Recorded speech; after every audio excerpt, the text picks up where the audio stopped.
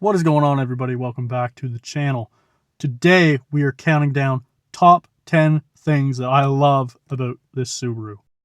Now, I know in the other video we did top 10 things that I hate about this car, but there's still a reason that I drive this every day. And that is because I absolutely love it. Okay, this cost me nothing, and it is one of the best vehicles I've ever owned. I'm addicted to them. I can't stop buying them. You might say it is the ultimate winter beater. That being said, 10 reasons why I love this car, and maybe you should own one. So number 10, this thing has amazing visibility. There is so many windows and not a whole lot of blind spots. It is so easy to back this thing around into different places, and driving on the highway and stuff, you can merge and you can just see everything. It's not a 2010 Camaro. Okay, that was uncalled for. I actually love that car as well, but I've heard the visibility is terrible. But no, seriously, there's so many windows in the back of this thing that it's just great. You can see everywhere you need to go. Number 9, Rally Heritage. Now, I feel like every Subaru guy harps on this, but it is pretty cool if you think about it. Now, I don't think, as far as I know, that there was any Subaru Outbacks out here winning races, but the drivetrain underneath, it's all essentially the same on every Subaru vehicle, and it's all inspired by that Rally Heritage. Boxer engine up front, low center of gravity, wicked all-wheel drive system. That is a recipe for this vehicle. Awesome all-wheel drive system, Boxer 4-cylinder, or 6. It's all the same. It's a Subaru. Point is, it was designed from Rally Heritage, and although this is not a rally car by any means, it does have a little bit of that recipe to it. Going off the last point, the Boxer engine. Some of you might like it, some of you might hate it. Either way, it's unique, and it certainly has its downsides, but also its upsides. Personally, I love talking to people that are not familiar with Subarus, but they are familiar with other cars, and they look at the engine and they're like, what is that? Fact of the matter is, if it's not a Porsche, there's just not a whole lot of these cars driving around with Boxer engines. They're either Vs or inlines. Doesn't necessarily make them better, but it is cool to talk about. Plus, you get that benefit of the low center of gravity, like I said before. It is easy to work on. All the intake stuff is on the top, all the exhaust stuff is on the bottom, and all your spark plugs are on the side that are terrible. But besides that, the rest of the stuff's super easy to get at, which kind of ties into the next one, number 7. This is a perfect platform to learn on. All these points kind of bounce off each other, but they are separate points. The car's cheap.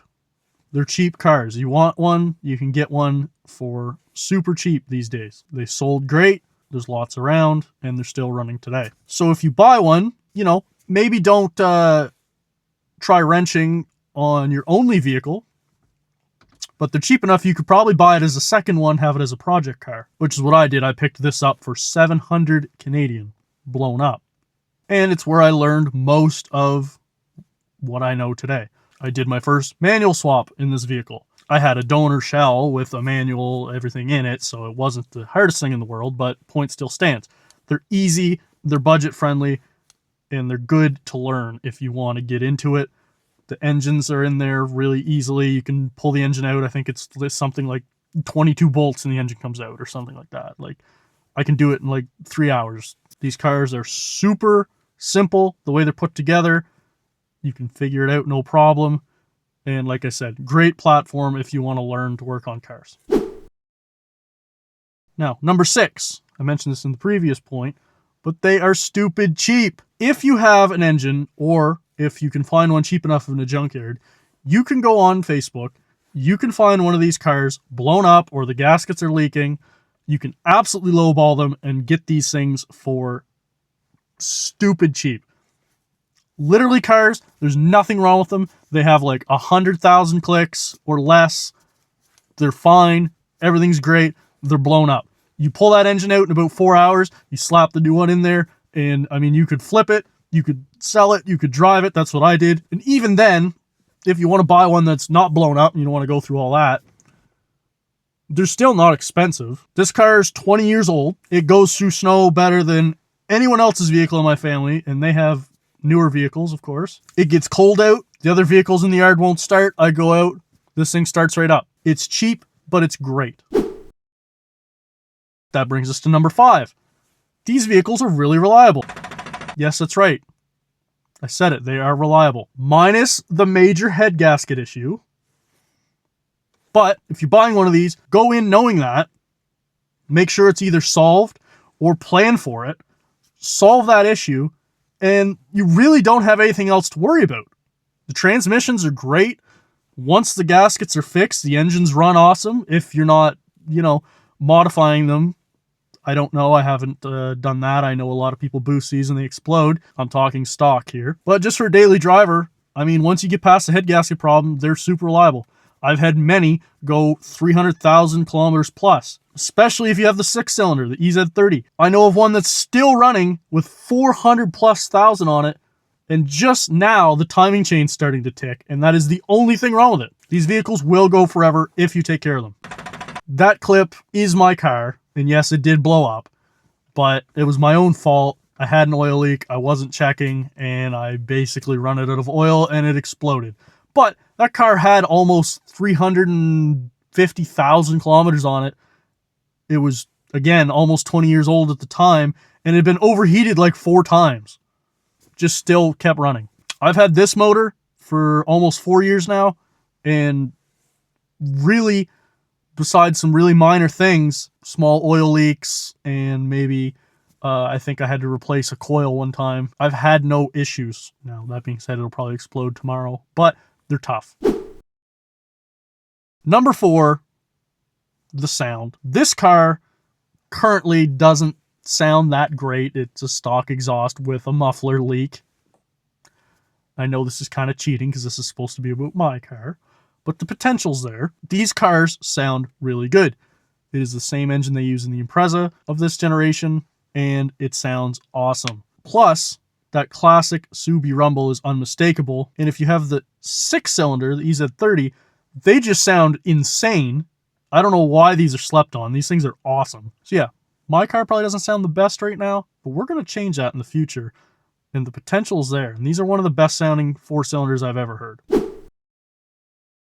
Number 3, parts compatibility. These cars are like Lego. You could just pick any Subaru pretty much, and the parts will fit. I mean, right now, this is built from about 4 different Outbacks, a Forester, and an Impreza that I just Frankenstein parts off of. That being said, they all have a similar drivetrain.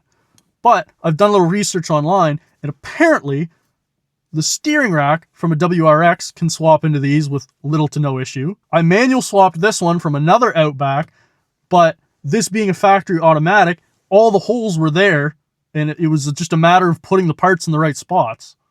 I didn't have to custom fab anything. Even the transmissions all line up, supposedly, to most engines. I've seen people take the BRZ manual transmission and pair it behind the EZ30 that come out of this car, and they just pretty much work without minimal modification. I've also seen videos of people putting WRX big brake kits on Outbacks. I don't know how involved that is, but it's something I'm definitely going to look into for the future for this car. Point is, you can just go to the junkyard, pick some parts up, and they're probably going to fit your car. Doesn't matter what they come off of.